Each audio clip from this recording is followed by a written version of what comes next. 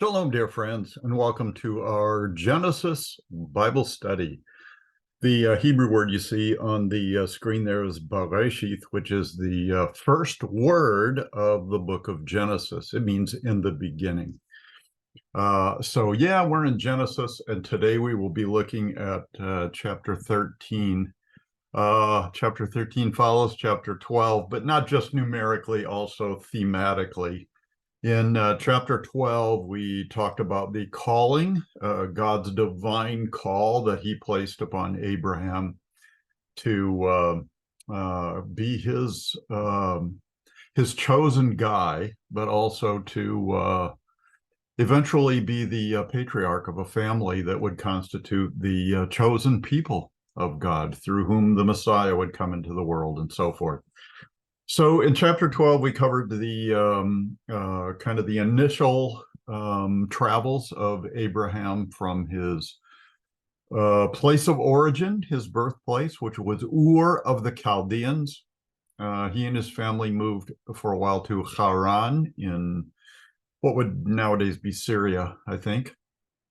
And then traveling south to the land that God had promised him. So we started that in chapter 12. Today we're just going to continue his travels and his adventures, you might say. Chapter 13 is kind of a short chapter, so that'll give us a little bit of time today to do a little bit of a map study of some of the places where Abraham visited and lived, and the events that took place in those places. So we are going to look at this chart. I mentioned before that in chapter 12, with the story of the call of Abraham, and then the chapters that follow, establishes, it inaugurates a new dispensation, the fourth dispensation, which Alfred Ede, the artist of these charts, the originator of these charts, calls the patriarchal period of time, the era of the patriarchs. The patriarchs, the fathers of the chosen people, are Avram, Yitzhak, and Yaakov, Abraham, Isaac, and Jacob. Jacob's name gets changed to Israel. Avram's name also gets changed to Abraham. So does Sarah's name. So a lot of names get changed so that they have, I think, some biblical and theological significance. So the one thing I want to emphasize is this red ribbon of salvation, which started on the sin side of the Garden of Eden and went through the various descendants of the household of Shet, or Seth, who was one of the children of Adam and Eve, continued through Noah and his three sons, Shem, Ham, and Japheth. Shem, Ham, and Japheth. Continues now after the story of the Tower of Babel through the family of Avram, Yitzhak, and Yaakov. Yaakov is going to have 12 sons. One of them is Yehuda, who is an ancestor of King David and also the Messiah, Yeshua HaNotzri, Jesus the Nazarene, who happened to be from Nazareth. We'll have more to say about that later on. So that is why, because this red ribbon of salvation has to do with the coming of the second person of the Trinity into the world as Jesus of Nazareth, Jesus the Nazarene.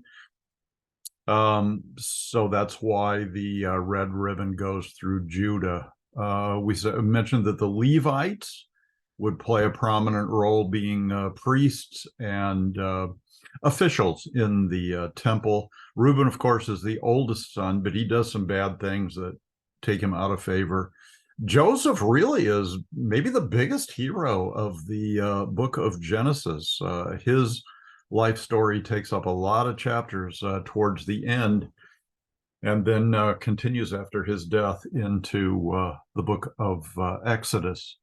So a lot of prominent players, but Judah is the one through whom the Messiah will come. As I hinted when we talked about Joseph here, there is a time of captivity in Egypt. The last portion of that time of captivity in Egypt is under horrific circumstances of slavery for the Israelites. And of course, then God raises up Moses and the Exodus occurs. So that's the time period we're looking at. This dispensation is usually called the Age of Promise, because although God has been making promises, throughout biblical history, probably the first, certainly most prominent one in the early chapters of Genesis is the promise of the seed of woman. And that promise was given by God immediately after Adam and Eve fell into sin and were separated relationally from him. The Bible calls that a spiritual death.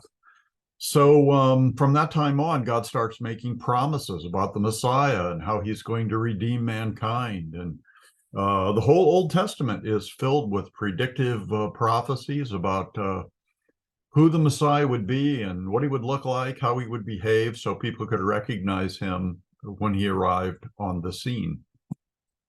That did not prevent people from making misinterpretations of those promises, leading many of the people that you would think would have accepted him in his first advent to reject him because he didn't meet their interpretations and their expectations of the Messiah. So that's the chart we're looking at. The subject of promise, or the theme of promise, is very prominent in the book of Genesis, and also throughout the Old Testament. But this period chronologically lasts for 430 years, from the time of the call of Abraham until the law is given during the Exodus. So we're looking at a period of 430 years. By the way, the dates that are given on these charts are pretty much drawn from Bishop Ussher's chronology.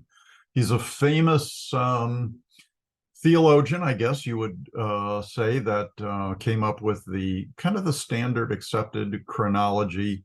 There are lots of mistakes in it, but I think Ussher lived like in the Middle Ages, so it's been kind of a standard chronology. The dates here are 1921 for the BC, for the call of Abraham, and then the Exodus in 1491 BC. Those are definitely Bishop Ussher's dates.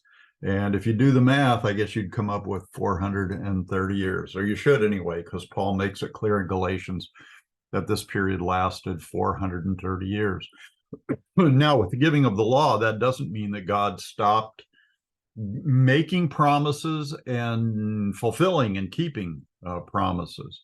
That's a characteristic of God that continues, just like human government continues.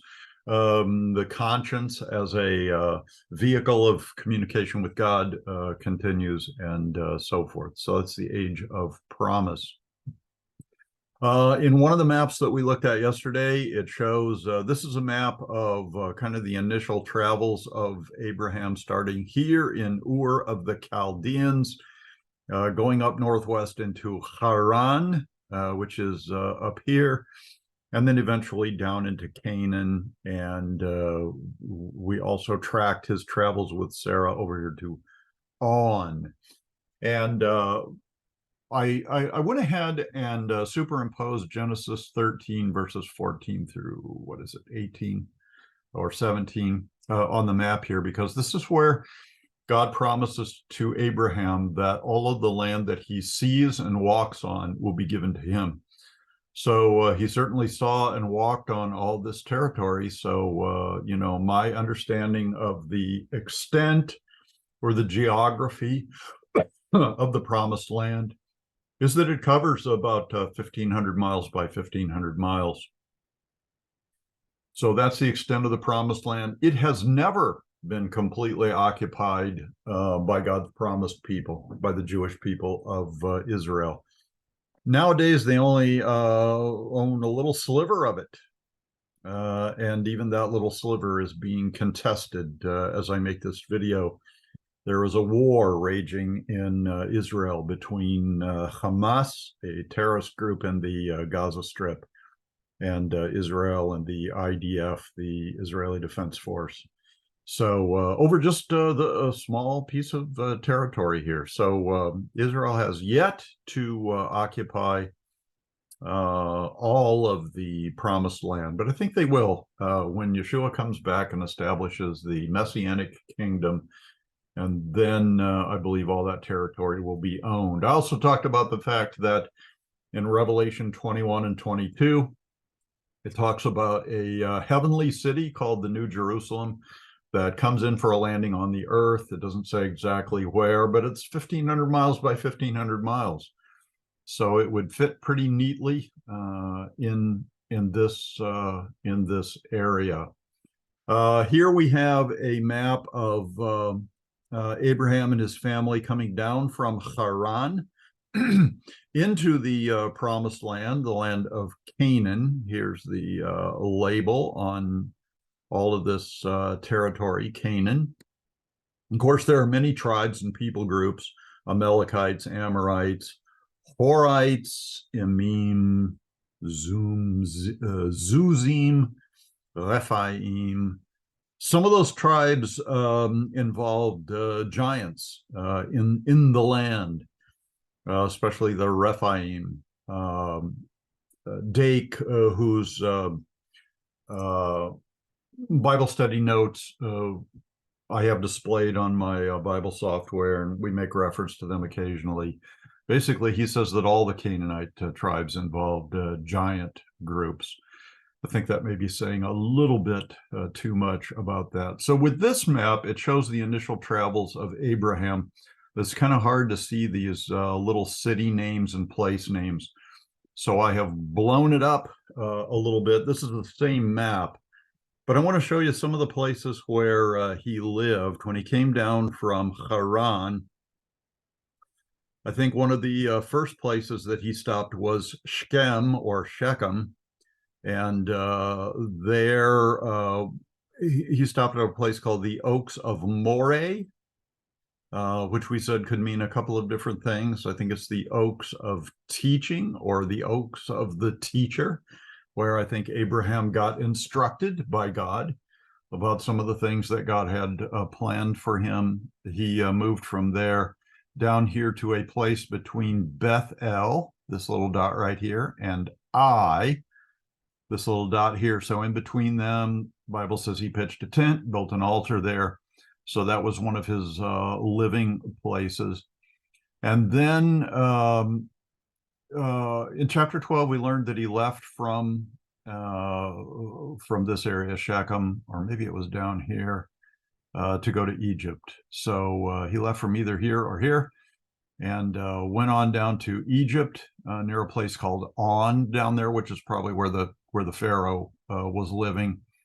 And then after the famine was over, he came back. Well, actually, I don't know if the famine was over or not. He kind of got kicked out of Egypt because he and Sarah had, I don't know, communicated this little ruse or this little kind of half-truth to the Pharaoh, the king of Egypt, and told the Egyptians that Sarah was his sister instead of his wife.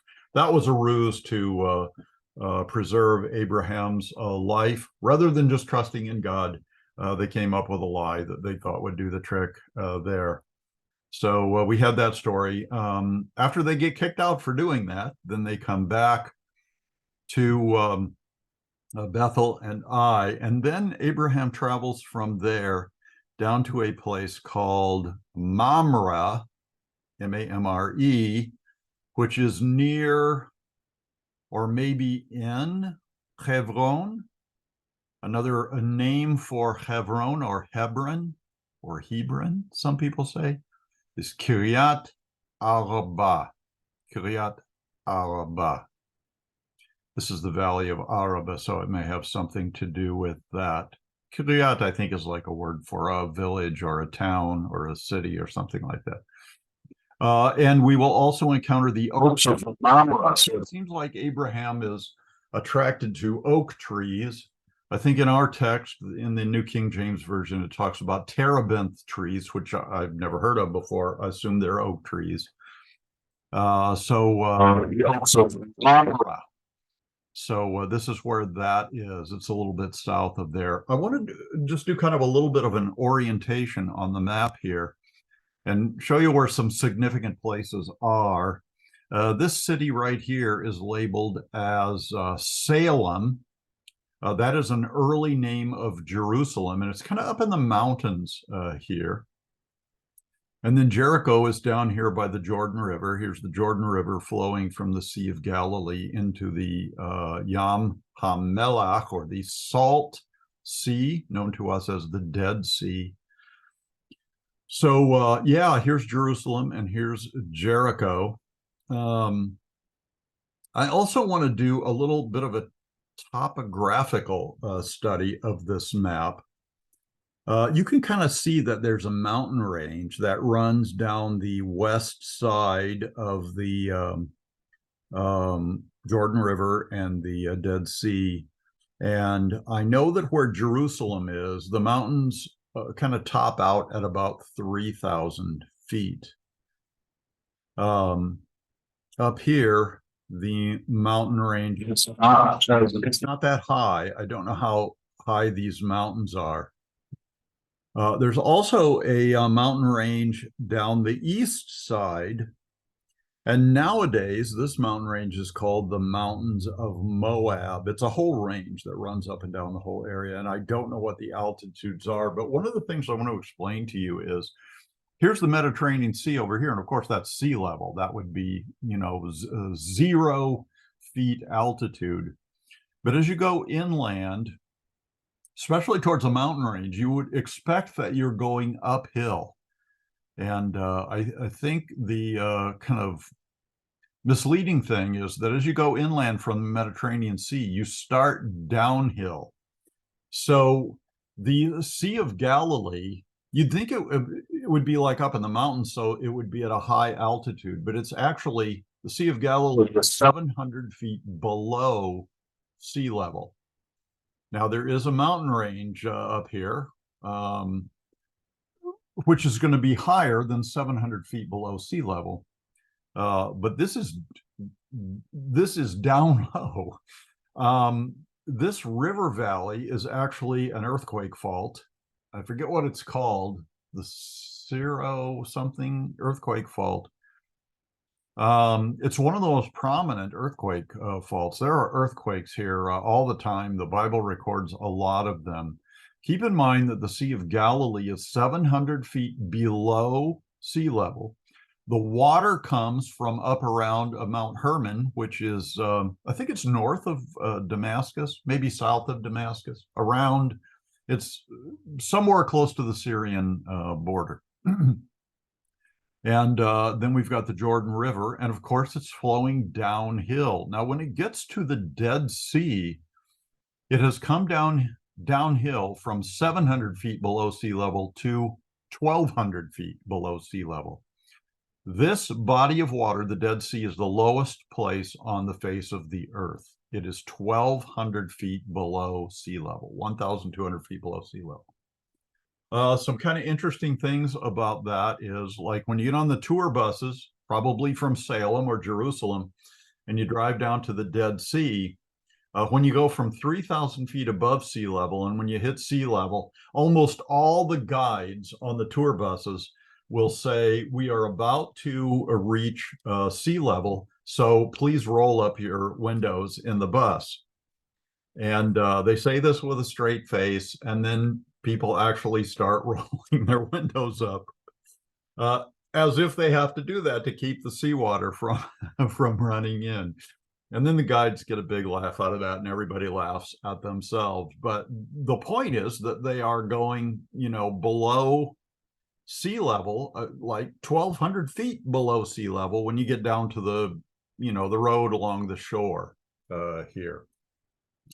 One of the things that one of my teachers, Chuck Missler, used to point out is that in the Israeli Air Force, they have fought air battles over the the Dead Sea, but of course you can't really use a barometric altimeter because it doesn't register below sea level. So they have to, switch their attention over to their, what are they called? Like radar altimeters that just measure the distance between the airplane and the ground.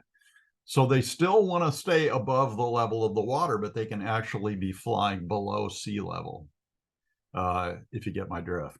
Okay, one of the places that will be discussed today is the city of Sodom and its neighboring town of Gomorrah. Sodom and Amorah, the G isn't pronounced in Hebrew. And interestingly enough, it's not on this map. At least I don't see it. I don't see the city of Sodom and Gomorrah. And at this time, the chapter 13 chronology, Sodom still existed as a prominent city. In the Sodom and Gomorrah story, there's a little town called Zoar. So, I mean, it's close by. It's within walking distance of Zoar. So most people put it, down here at the put Sodom and Gomorrah on the southern tip of the Dead Sea. Now, one of the things about the Dead Sea is you see a river flowing into it, but you don't see a river flowing out of it because there's not one. If this is the lowest point on the globe, on the planet, of course, water could come into the sea, but it can't go out. There's no way out. And it doesn't fill up because this is all desert down here and it's hotter than all get out. So the water evaporates, but when the water evaporates, it leaves a lot of salt and a lot of minerals. So the area surrounding the Dead Sea is just loaded with very valuable salt and minerals and stuff like that. Now, in biblical times, they didn't have refrigeration. So salt was a way of preserving meat and, foods from spoiling and things like that. So the area around the Dead Sea is very rich in natural resources, I guess you would say. But since there's no exit river or stream, the salt content is so high and the mineral content is so high that no fish or no sea life can live in here. So it's just water. And the water is pretty. It's, it's nice looking, but nothing can live in it because of the content of salt and other things in it and so forth. Now, the Bible does tell us that during the millennial era, the topography of the earth will be shifted and changed so that water will come out of the south and probably run down here to the Gulf of Aqaba, part of the Red Sea. And because there will be a flow of water, then there will be a fishing industry here in what used to be the Dead Sea, but would be more like other inland bodies of water. So there'll be a fishing industry. And one of the other things I can point out is that up here on the northwest end of the Dead Sea is where Qumran was.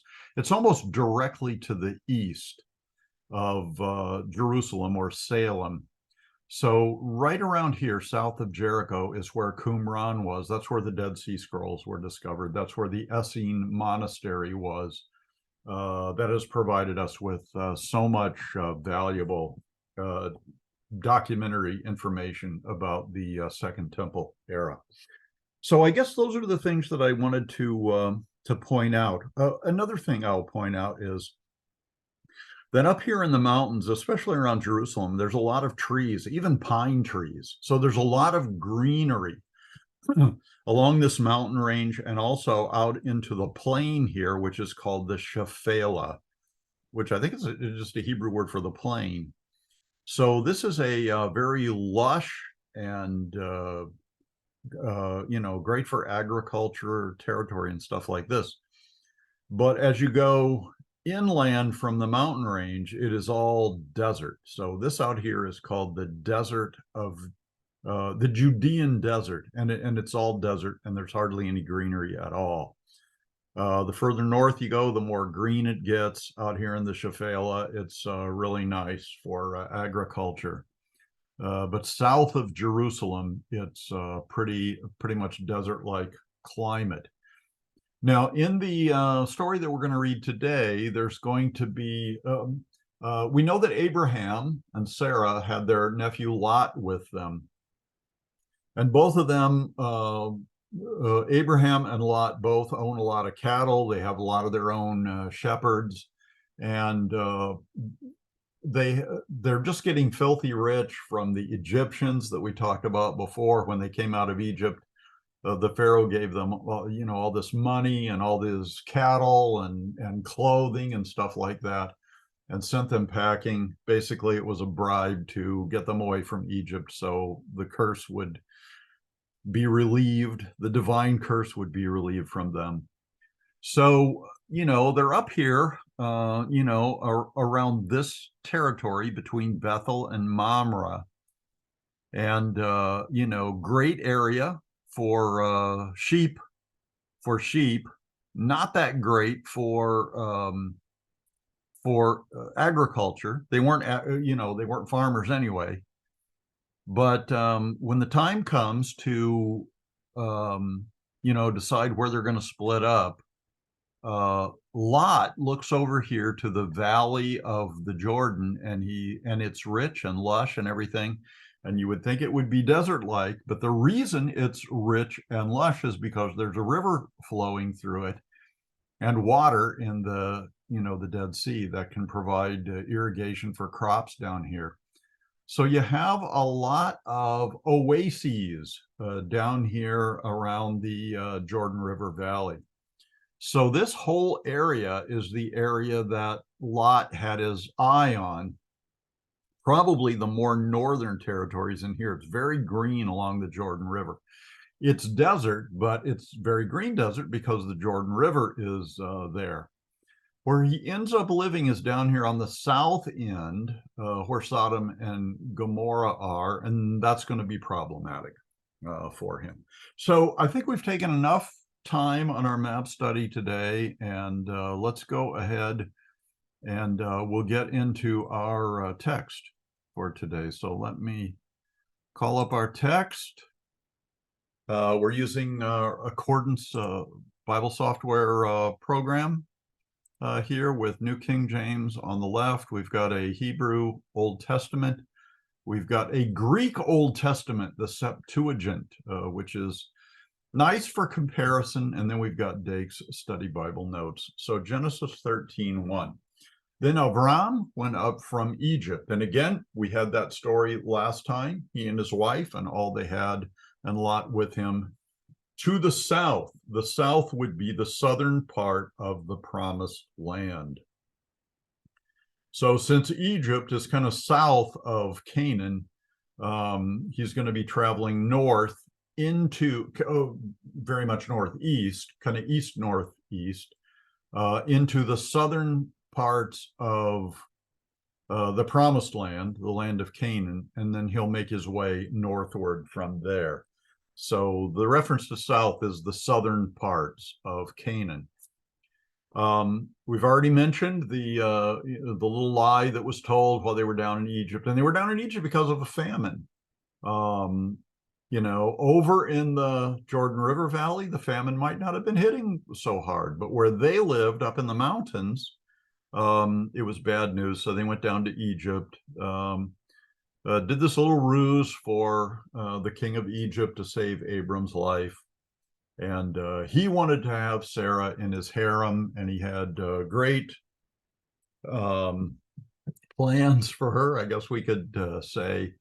But, the Lord called him to account on that, and he realized that they were actually married and that he almost committed a sin that even Egyptians would think was immoral, like stealing a man's wife away from him.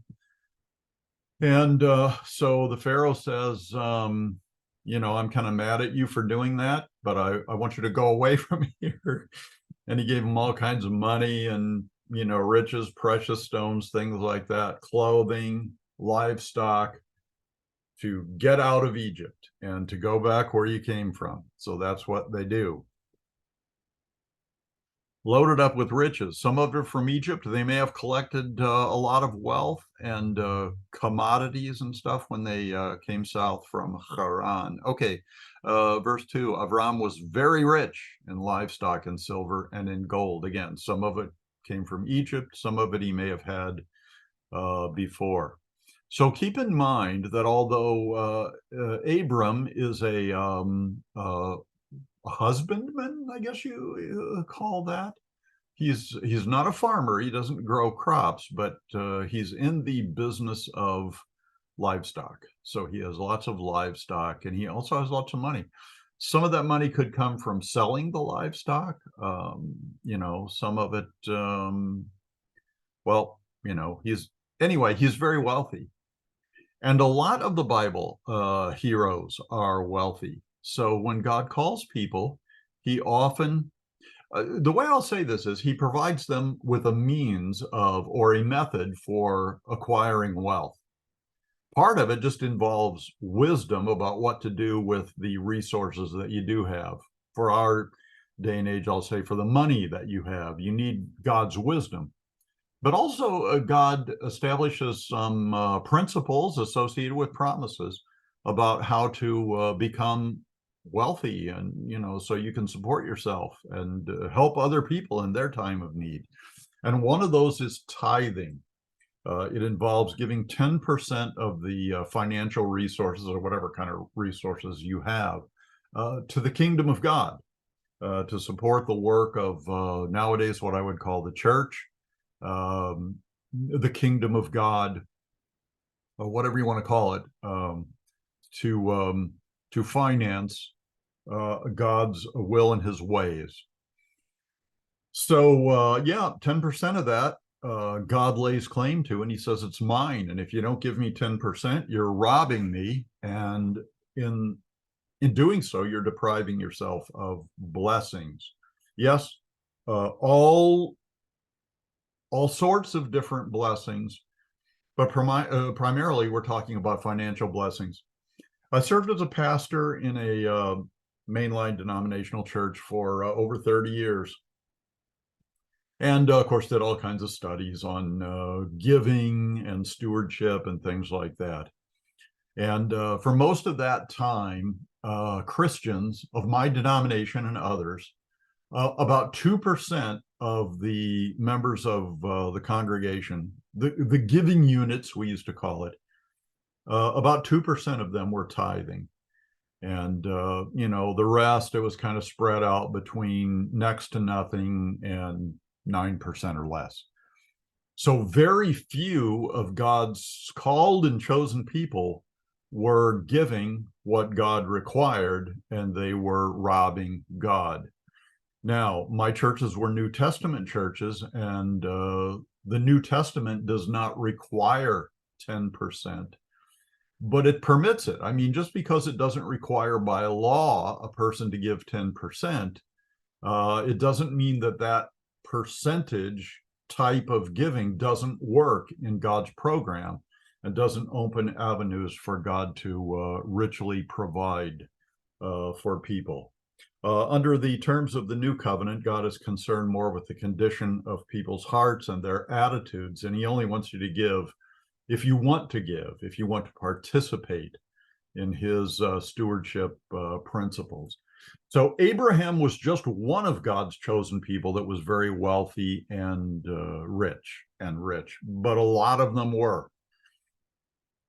Verse 3, he went on his journey from the south as far as Bethel. So he's traveling from south to north. And remember, Bethel is up there close to Ai. And between those two places, that's where the place where his tent had been at the beginning, the place where he first pitched his tent, between Bethel and Ai. And we looked at that on the map a few minutes ago. So I think you've got a pretty good idea geographically where that territory was. Verse 4, And he went to the place of the altar which he had made there at the first. He had first pitched his tent there, and he also set up an altar, which is an indication that he had a great relationship with God and wanted to worship him. And the way that he understood was appropriate to worship God involved animal sacrifices. Convenient for him because he's a shepherd. Farmers had to get their animal sacrifices from a shepherd. So, he worshiped God in the proper way, which was a type or a symbol of the blood sacrifice of Yeshua himself, Jesus Christ himself, and his death on the cross.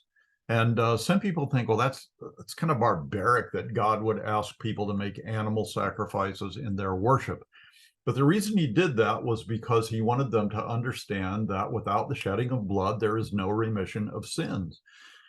Without the shedding of blood, Adam and Eve's sacrifice was not acceptable. Cain's was not acceptable. Nobody's offering is acceptable unless it involves the shedding of blood, because that's what redemption is all about. It is the blood that provides a covering or an atonement for the soul, for the human soul. I think that's Leviticus 17:11. So Abraham is making blood sacrifices, typical of the coming promised sacrifice of Yeshua the Messiah, the second person of the Trinity. So we're going to keep harping on the necessity for animal sacrifices. Verse 5, Lot also, who went with Avram, had flocks and herds and tents. I don't know if it says specifically that Lot went with Avram and Sarai to Egypt. He probably did. They probably went as a family group. So, he also had flocks and herds and tents. So they're both very wealthy. And they have enough livestock that it becomes impossible for the land where they were living together to support two such large livestock operations. The land was not, verse 6, the land was not able to support them that they might dwell together, for their possessions were so great that they could not dwell together. So it's not like Abram and Lot had a falling out or like a rivalry or a family feud or anything like that. The only reason that they needed to split up was because there was not enough pasture land there in the desert, where they were living, to support both of their livestock operations. There was a strife between the herdsmen. This is the word roi in Hebrew. So that's the word for shepherd. The Lord is my shepherd, which is a wonderful psalm that just about everybody loves. So between the shepherds of Avram's livestock, or his mikneh, which is just it's kind of the collection of his possessions, like his valued possessions. And for a shepherd or a husbandman, his livestock is his meat and potatoes. That's his source of income. So Abram's shepherds were quarreling with the herdsmen of Lot's livestock. The Canaanites and Perizzites then dwelt in the land. Some people say that Canaanites is just a general category that covers all these different tribes. But I imagine these two are mentioned because that's the immediate area where Abraham and Lot were living. So Avram said to Lot, and in Hebrew, his name is Lot.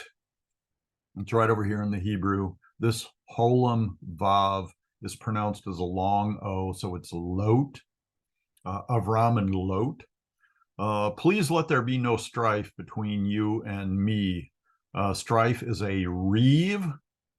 The form that is presented here in the old in this Hebrew Old Testament is marivah, with a M sound at the beginning. Keep that in mind. No strife between you and me, and between my herdsmen and your herdsmen, for we are brethren. Now, technically, Lot and Avram weren't brothers. Lot was Avram's nephew. And the only reason I point that out is because this term brethren does not necessarily refer to a strict category of family relationship between two people. So there are a lot of fellow believers in my life that are not related to me in any way, but yet I still consider them brothers because we are a family based on our belief system, based on the love that God has created in our lives for each other. So I call lots of people brother that are not my actual legal brothers. That's the way it is with Lot. So clearly, we know the family relationship, the actual family relationship.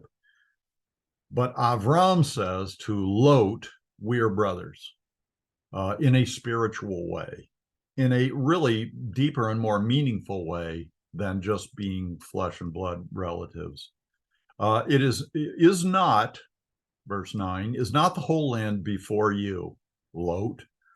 Please separate from me, parad in Hebrew. Please separate from me. If you take the left, then I will go to the right, or if you go to the right, I'll go to the left. So Abram really is the boss, and he could say, I'm taking this land and I'm sending you wherever I want to send you. He could have done that.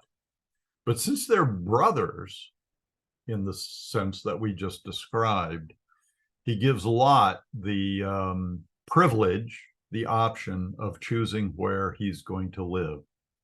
And Lot lifted his eyes and saw the plain of Yarden, the Jordan River.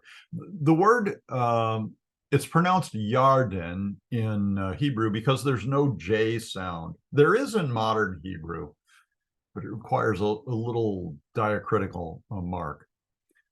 In Hebrew, it's pronounced Yarden, and Yarad is the root word, and it means to go down. So the river, as we mentioned when we were doing the map study, the River Jordan goes down from Mount Hermon downhill, ultimately landing in the Dead Sea and staying put there. So it's called the Yarden, the Nahar Yarden, the going down river. So he looks at all the plain of Jordan. So from his perspective up in the hills around Jerusalem, he may have been able to see the Jordan River like leaving the Sea of Galilee and going all the way down to the Salt Sea, the Dead Sea. He may have been able to see that whole territory. And as he looked at it, he may have noticed that it was out there in the middle of the desert, but it was all green all around there. So that would provide plenty of pasture land for his flocks. He might even be able to get into some agriculture down there. So that is an obvious, inviting place for Lot to go. And the Bible tells us that this whole thing took place before the Lord destroyed Sodom and Amorah. And that territory was like the garden of the Lord. What's the garden of the Lord? I think that's a reference to the Garden of Eden. Garden of Eden. Gan Eden. In Greek, it's paradiso, paradise. So this is a lovely area down there. Out in the middle of the desert, here is this lovely garden of the Lord. Like the land of Egypt as you go toward Zoar.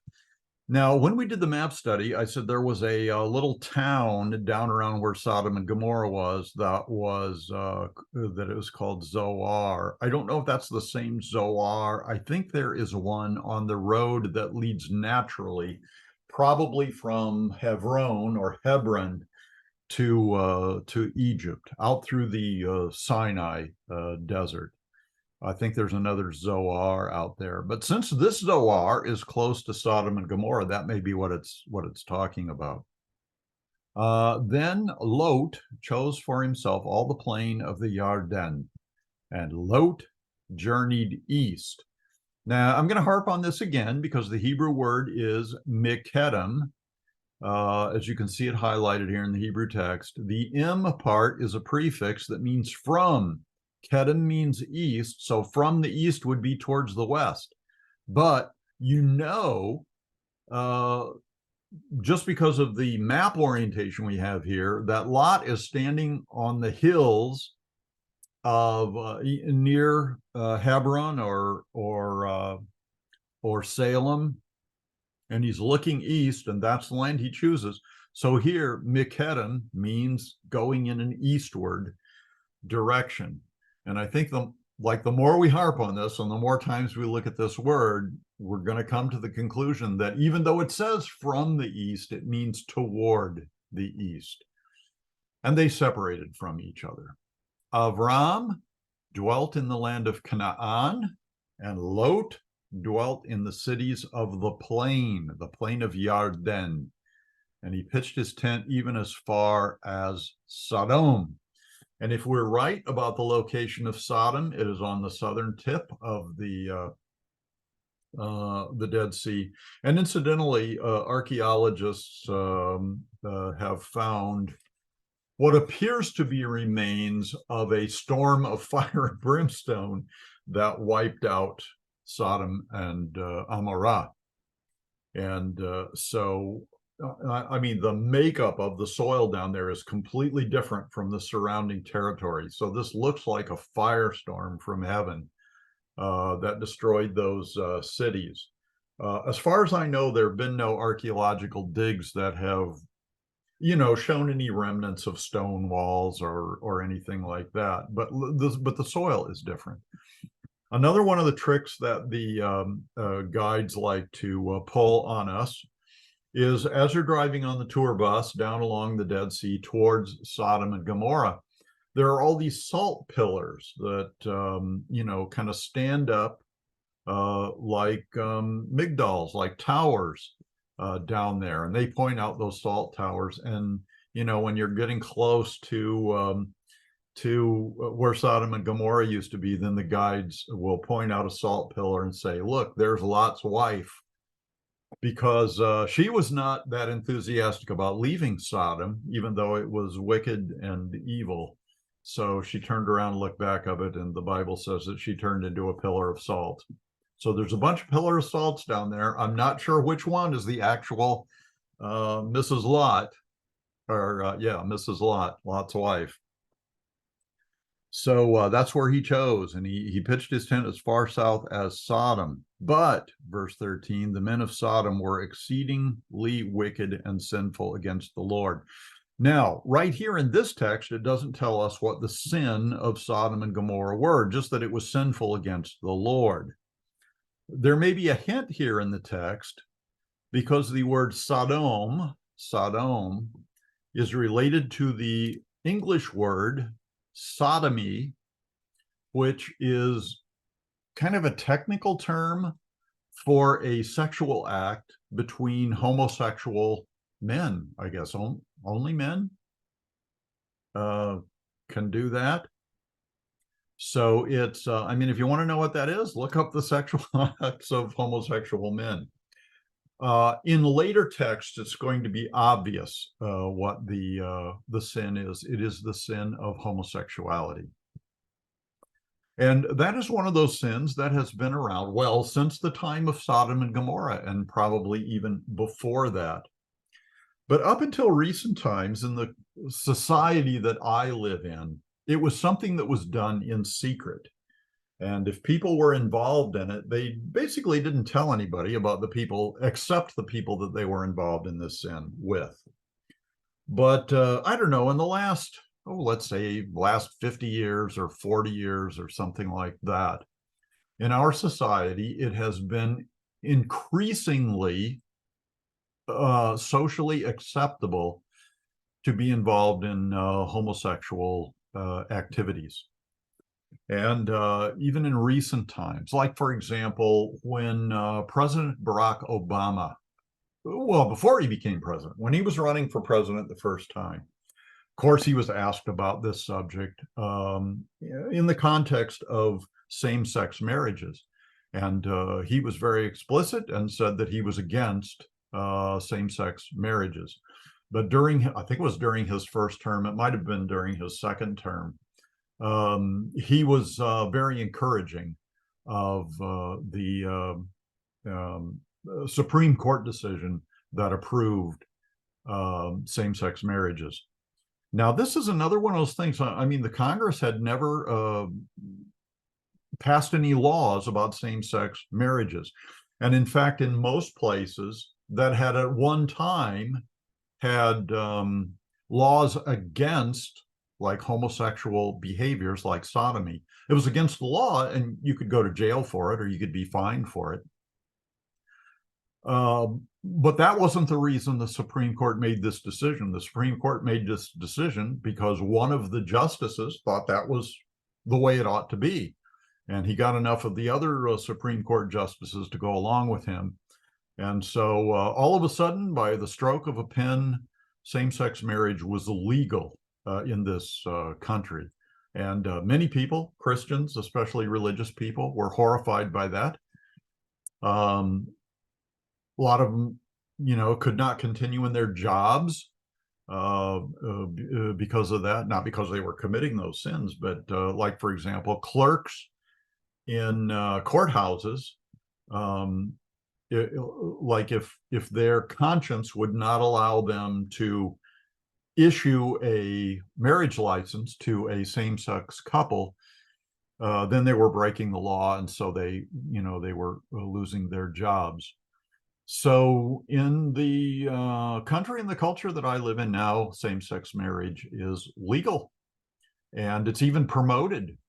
And it's no longer, kept under wraps. People are very public about their support for other people doing that and their own involvement in it. They don't want same-sex relationship people to be experience any kind of bigotry or anything like that, or loss of rights that other sexual type groups have. They want fair treatment under the law, and I think everybody agrees about that. But from a biblical perspective, this is a sin. Homosexuality is a sin, but it's not an ordinary sin. This is one of the few sins that is particularly offensive to God. And there's a Hebrew word that is applied to this sin. The Hebrew word is to'eva. It's usually translated an abomination. So this country says that what God calls an abomination is legal in this country. So you can make your own moral decisions about that. If you want to know God's opinion, he says it's to'eva, that it is an abomination to him. Historically, it seems to be the kind of the final nail in the coffin of a society. After a society approves of homosexual behavior, that society crumbles. Historically, you can just track that through the various historical periods. In some countries, most notably in our day and age, Muslim countries, they execute homosexuals. And so a lot of these gay people, the LGBTQ and all the other letters that they use, a lot of them are supportive of Muslims, even radical Muslims. And under Sharia law, those supporters would be executed if they lived in those countries. So it's an interesting subject. That's what was going on in Sodom and Gomorrah. The Bible says in another place that Lot was grieved in his heart about what was going on there, but it was probably a very wealthy and prosperous city out there in the middle of the desert with all of the wonderful Jordan River benefits that were available to it. And the Lord, that's Yahweh, that's the sacred name of God, spelled with all capital letters. Yahweh said to Avram after Lot had separated from him, lift your eyes now and look from the place where you are northward, southward, eastward, and westward. For all the land you see, I will give to you and to your descendants forever. So that's the Bible verse I had superimposed on the map um, uh, because it communicates this idea of every bit of real estate that Abraham saw and that his feet walked on. God was going to give that to him and to his descendants. Verse 16, I will make your descendants as the dust of the earth, so lots of them, so that if a man could number the dust of the earth, then your descendants also could be numbered. And then in verse 17, he says, arise and walk through the land, through its length and its width, for I give it to you. So every place his foot walked, every place his eyes beheld, that was to be his land. And on that first map, we showed that that territory runs from Ur of the Chaldeans down by the Persian Gulf all the way to the river of Egypt.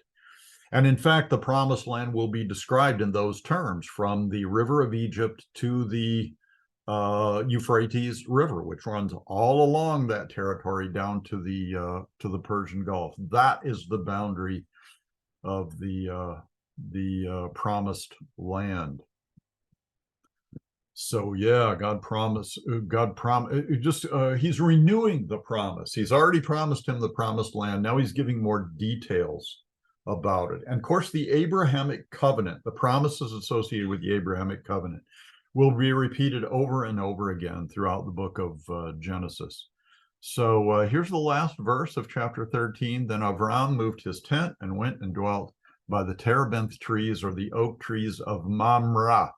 And that's right in the vicinity of Hebron, which are in Hebron, and built an altar there to the Lord. Once again, builds an altar for blood sacrifices, for animal sacrifices. One other thing I wanted to mention about the blood sacrifices is actually in the tabernacle and the temple, the people who were offering the sacrifices did not get to see what happened to those animals, because they could only come as far as the outer curtain. Then they would turn the animal over to the priest. Then the priests would go into the courtyard there and into the temple, build the tent itself, or the temple building itself, and do whatever was required with the shed blood there. But the people didn't really get to see it. But I mean, these were an agricultural people, so they knew what was involved in killing an animal and butchering it, and then, of course, offering it on an altar and burning it up. They knew what that was like. They weren't as horrified by that as you or I would be. I will never forget the first time that I saw a deer being field dressed, gutted and field dressed, and then butchered. It's a memorable sight. If you're a hunter, you get used to it, and so you know what it looks like. But it is horrifying to see a living creature opened up. I mean, cut into pieces and taken apart. That is horrifying, and yet God requires that, because the redemption of mankind was brought about by the shedding of the blood of his own son in an absolutely horrible and horrific manner.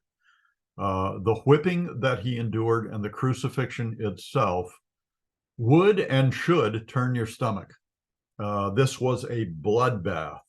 This was just a scene out of a horror movie. I remember when Mel Gibson's movie, The Passion of the Christ, came out. And of course, all the Christians wanted to see that. And that was Mel Gibson's version of what a crucifixion probably looked like. And that's probably what the crucifixion of Jesus looked like. But as we were sitting there watching the whipping scene and watching the crucifixion scene, it was quite disturbing. And I remember the youth minister at the time who was watching with us. It was the two lead pastors, my colleague and I, and then the youth minister were watching this. He got up and left the theater. He could not stand to watch anymore. And he was a tough guy, but this was something that he couldn't stomach. He couldn't stand it anymore. So he got up and left. He came back later, but he couldn't stand that scene. And God wants it to be that way. God wants you to know how horrible sin is and the horrible price that must be paid to redeem people who commit sins. Even before the cross, Jesus prayed that if that cup, if that suffering could be removed from him, if there was any other way, Father in heaven, please do it. But he knew what he had to do, and he did it willingly out of love for you and me. So, people, when they worshiped God, were required to offer these animal sacrifices as a constant reminder of the horrors of sin and the horrible price of redemption from sin. So in a way, the animal sacrifices are a good thing. It's a good thing you're sickened by that. It's a good thing you're horrified by it. And hopefully that will translate to being horrified over the sins that you have committed that offend God and the very high price he paid to redeem you, to buy you back, to make it possible for you to live eternally with him. For God so loved the world that he gave his only begotten Son, that whoever believes in him should not perish, but have everlasting life. Since we're talking about Jesus, who's a New Testament character, let me give you the blessing from the New Testament, and then we'll call it quits for today. Short video, but it's a short chapter. The grace of our Lord Jesus Christ, the love of God, and the communion of the Holy Spirit be with you all. Peace be with you. Hope we see you next time.